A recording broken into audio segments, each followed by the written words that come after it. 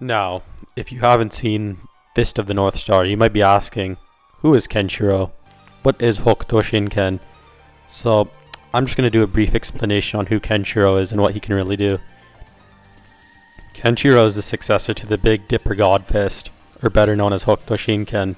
Hokuto Shinken is a style of martial arts in which Kenshiro can directly attack pressure points and make people do pretty ludicrous things. I'm sure even if you haven't seen Fist of the North Star, you've seen that Kenshiro can basically make different parts of your body internally combust depending on which points he hits on your body, which mostly throughout the story is basically the main utilization of Hokuto Shinken. But he can also do some pretty crazy things like cure blindness, make people tell the truth, even straight up control people in some cases, as he did with the Godland General in around chapter 16, I believe. Kenshiro quite literally makes him walk backwards to a tub of water and drown. And to be honest, this doesn't really even scratch the surface of just the abundance of techniques and abilities Kenshiro can use. But as I said, I'm only going to briefly explain Hokuto Shinken. If you want me to make a video explaining it more in depth, just let me know in the comment section. But the techniques I'll be explaining more in depth later on in this video will be the Muso Tensai, which is better known as the ultimate technique of Hokuto Shinken, the Soryu Tenha, and even though the Anuryu Tenha is of Hokuto Ryuken, which is essentially a different branch of Hokuto, like a separate branch, I'll still be including it in the video for fun because why not? Now, I want to discuss the first topic of this video, which would be, can Kenshiro harm Goku at Zero Ki? Now, I think this question has a pretty straightforward answer. Kenshiro could probably hurt Goku if he basically blindsided Goku at a power level of 0 or 0 Ki, however you want to phrase it. Because we know that if you're at 0 Ki, that it doesn't only affect your power, but also your speed and durability.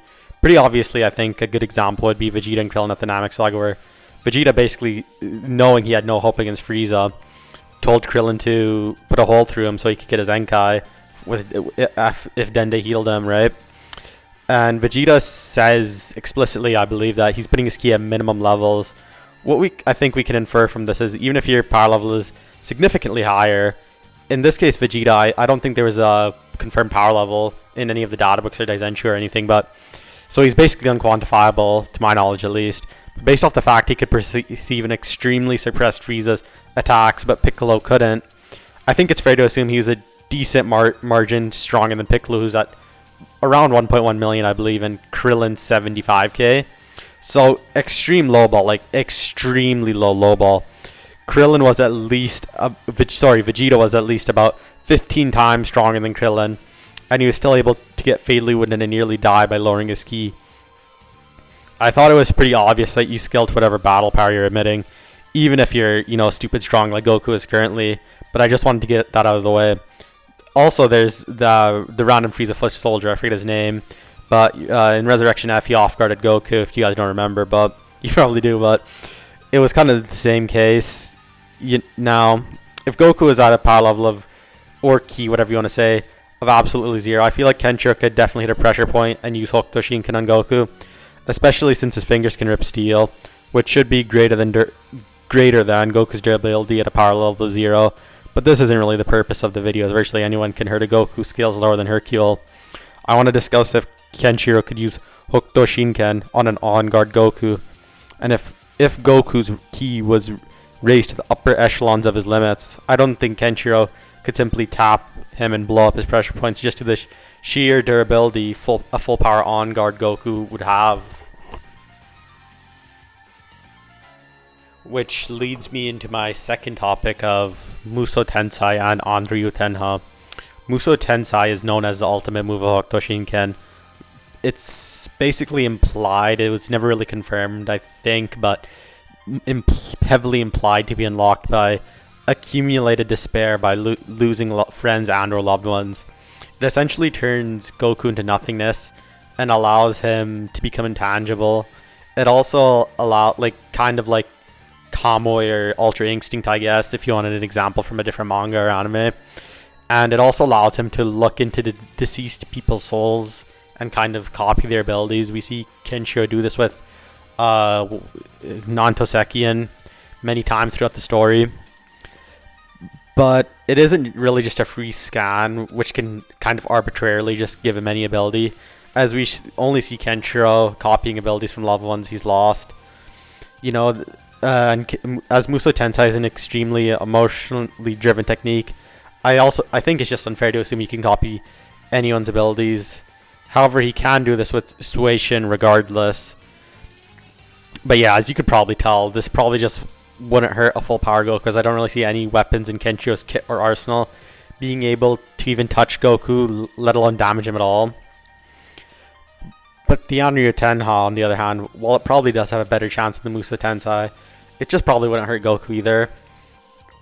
Anryu Tenha is the ultimate move of Hook, the Ryuken, and it essentially disorientates your opponent by emitting an evil key which projects your enemy into a weightless space, which disorients your enemy and allows for a free attack on them. While this might disorientate Goku, which is probably alone debatable, you know, this is assuming that Goku is so disorientated that he just doesn't instantly transmission away or something. But even if it does work, it won't disorientate Goku in the sense where he's completely off guard, but just confuse him. We can infer this from the fact that when Kenshiro is hit from the Anryu Tenha from Kaio, he is gravely injured, but he isn't just one-tapped and killed. So even if this does work on Goku, it probably just won't hurt him. And you know, this is assuming that he just doesn't instant transmission away from it or anything. And now we move on to the final topic, which I feel like has the best chance at hurting Goku, assuming energy is equalized, and that's the Soryu Tenha. While Kenshiro doesn't use this technique throughout the entirety of Fist of the North Star, and it's made after the years after Fist of the North Star is completed, and Soryu Tenha is stated to be a technique that every successor knows of Hokuto Shinken, and Kenshiro is a successor of Hokuto Shinken, also stated to be the strongest successor. But Soryu Tenha eliminates any key or abilities from a fight. It's just straight hands and speed. But yeah, as you could tell, Goku could probably still blitz and overpower Kenshiro pretty easily, just with his base stats alone. So to conclude this video, yeah, it's probably the answer I'm assuming all of you were expecting. Kenshiro probably couldn't hurt a full power amped up Goku.